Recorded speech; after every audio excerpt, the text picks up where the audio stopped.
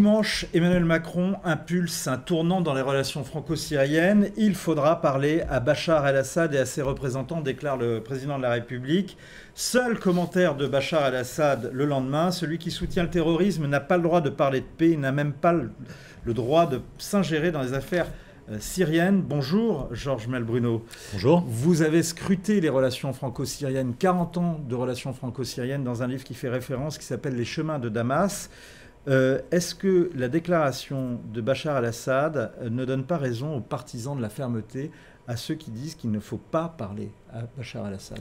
Alors, probablement, parce que là, on assiste un peu à un dialogue de sourds, alors qu'Emmanuel Macron, dimanche, vous l'avez dit, est allé assez loin, puisqu'il a dit il faudra parler avec Bachar el-Assad, tout simplement parce que la France compte organiser une conférence sur les réfugiés syriens au Liban l'année prochaine et qu'il faudra bien que les Syriens y participent. Mais dans le même temps, Emmanuel Macron, parce qu'en France, il est prisonnier un petit peu d'un certain système, eh bien, il dit Bachar el-Assad devra répondre de ses axes, ce qui est tout à fait normal. Mais à Damas, on ne l'entend pas comme ça. On dit ok, très bien, on a pris acte qu'il y avait un nouveau cours de la politique française vis-à-vis de la Syrie, mais comme on a gagné la guerre, le retour éventuel de la France, il se fera à nos conditions, aux conditions fixées par les vainqueurs, par Damas. Or, ces conditions sont inacceptables pour la France parce que eh bien, pour les raisons qu'on connaît, c'est-à-dire, il y a eu, Bachar el-Assad est accusé d'avoir Quelles sont ces conditions c'est-à-dire, il faudra lever un certain nombre de sanctions qui sont imposées sur les dirigeants syriens, et il faut réouvrir l'ambassade, voilà, c'est les Syriens, en tant que vainqueurs de la guerre,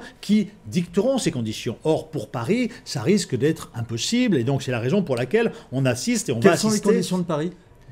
Les conditions de Paris, je crois qu'il n'y en a pas vraiment, parce qu'on a quand même perdu la guerre. On essaie de créer un groupe de contact, mais qui n'intéresse personne. Simplement, Emmanuel Macron, à juste titre, répare les erreurs passées, essaie de faire en sorte que la France participe au processus politique qui devrait se lancer en 2018. Simplement, comment les Russes n'ont pas vraiment besoin de nous, les Iraniens non plus, les Américains pas trop. Donc voilà, Emmanuel Macron cherche une place qui est très difficile à obtenir, parce qu'on avait pris des positions très, très dures et qu'on s'est marginalisé. La France va-t-elle céder aux conditions syriennes, du coup ? J'en sais rien, mais si on reprend, vous faisiez allusion aux relations franco-syriennes, le chemin de Damas, c'est souvent nous qui l'avons fait. Alors aujourd'hui c'est différent, mais il n'est pas exclu que tôt ou tard, eh bien, on renoue pas une coopération sécuritaire qui pourrait être un préalable à d'autres relations. Il a dit, Emmanuel Macron, il a pas dit justement cette fois-ci, la réouverture de l'ambassade n'est pas d'actualité, ce qui était le langage en septembre dernier. Aujourd'hui, il dit je vous en reparlerai lorsque je prendrai cette décision.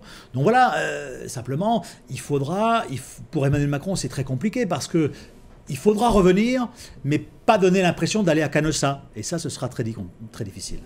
Merci beaucoup, Georges. Et on recommande votre ouvrage, écrit avec Christian Chesneau, Les chemins de Damas. C'est chez quel éditeur ? C'était chez Robert Laffont. Merci, Georges.